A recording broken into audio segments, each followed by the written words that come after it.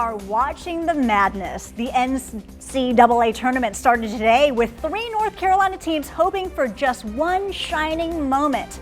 You saw it here. #1 seed Carolina dominating Wagner, holding a double-digit lead for most of the game and earning their first win of the tournament. We have live team coverage of UNC, NC State, and Duke all at the big dance. That's right. We start with WFMY News 2's Kevin Kennedy, who joins us live in Charlotte, where, just like Julie said, UNC is moving on to the next round. Kevin. Yeah, good afternoon, guys, from Charlotte, where, as you mentioned, the North Carolina Tar Heels basically took care of business. It was really basically a home game for the North Carolina Tar Heels, playing here in Charlotte, just up the road from where they typically play in Chapel Hill. As you would imagine, the Spectrum Center packed with North Carolina fans, and that includes one man who's often referred to as Mr. Tar Heel. Earlier this week, we got a chance to catch up with Greg Cawley and find out why he is truly a North Carolina superfan.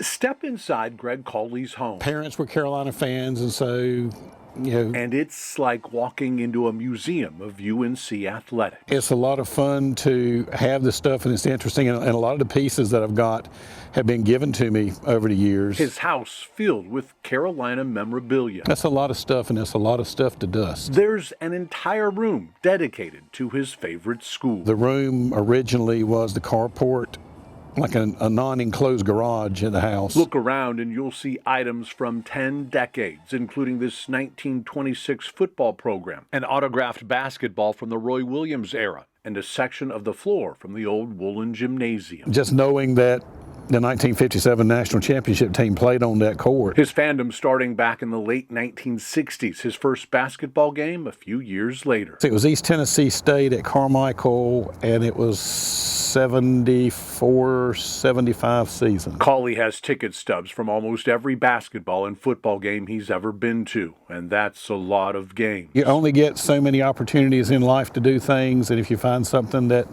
interests you, then you don't miss a chance. Every figurine or photo, autograph, or banner comes with a memory. Thousands of them. It's something that, looking back, I wouldn't trade. I wouldn't have done it any other way. A UNC grad from 1976, Cawley is what most would consider a UNC superfan. If all this isn't proof enough, how about this? He has a replica of the old well in his backyard. I got some serious issues. He also has an impressive streak going. Cawley has seen 580 consecutive home basketball games starting in 1983. If we're playing at home, I'm there. If we're playing away, then I'm watching it, and I have to be in my seat with my glass of tea beside me. Cawley has watched his beloved Tar Heels play some sport or another in 33 states. But if you ask him, he'll tell you there's nothing super about his loyalty. By my definition, I'm a fan. I respectfully disagree. I mean, how many average fans would drive almost 200 miles to watch most every UNC home baseball game? He may not be the biggest UNC fan, but I bet he bleeds Carolina blue. Cut me and see. If you're ever at a UNC game, any game, look for Cawley. He's most likely there, wearing his favorite colors and rooting for his favorite team. Go. Yeah, it's not easy to get tickets to an NCAA basketball game, even when it's just about 2 hours up the road. But if you think this North Carolina superfan was going to miss this game, you'd be crazy. Here's a picture of him earlier today outside the Spectrum Center. He's going to be back on Saturday once again rooting for his beloved Tar Heels with about 5,000 or 7,000 other North Carolina fans. We're live in Charlotte. I'm Kevin Kennedy, WFMY News 2. Kevin, thank you. No, that is true blue. WFMY is the place to be. NC State hits the floor in a couple of hours, and you can watch that matchup right here. That's right. WFMY News 2's Chad Silber will have one of the best seats in the house. He joins us live in Pittsburgh. Chad, how are things going out there? Hey, the excitement is building here in Pittsburgh as NC State fans count down the hours until the Wolfpack take the court. It will be the first time since that extraordinary ACC championship win just 5 days ago. A stage set for Cinderella. From the basketball court inside PPG Paints Arena to the team and fan hotel decked out in red and white, Pittsburgh is ready for NC State. And fans couldn't be more excited, especially after what happened last weekend. It's going to be awesome. I'm really looking forward to it. Well, they made a nice run in the ACC. Who knows? Maybe it could be like in '83. It's a father-son trip for Jim and Justin Slusher, who made the drive from the Triangle for a chance to see history. All my family has been an NC State fan, and I like their teams, so just grew up being an NC State fan. It's like David and Goliath. You know, you don't expect the little schools to do very well, but you don't ever know what a team has. Their heart, the will. It's an ACC reunion of sorts for Tom Wrigley, Mickey Reynolds, and Don Brown, who came down from Syracuse to watch the Pack continue their incredible run. Hey, we're so excited. The Pack won 5 games in 5 days, second team in history to ever do that. Wrigley actually grew up in Greensboro and went to Smith High School before going to NC State. He knew it was going to be an epic adventure when they got to the Wolfpack Hotel. When we arrived, we saw the logo and walked in. I saw the voice of the Wolfpack, Gary Hahn, sitting on the sofa. And I said, look, there's Gary Hahn. And I ended up getting a picture with him. He's waited decades for this moment, but says even if the Pack lose tonight, it'll still go down in history as a season to remember. I know the team is going to give it all they got, and they're going to be out there with playing with all their heart. Win or lose, they're champions now. Now, even fans who are here who don't plan on going to the game will get a chance to watch it with like-minded people. That's because a restaurant near here will be hosting a watch party for NC State fans. It's actually hosted by the Pittsburgh chapter of the NC State alum. Again, tonight's game is at 9:40 right here on WFMY. Live in Pittsburgh, Chad Silber, WFMY News 2. Going to be a lot of red up there too. Chad, thank you so much.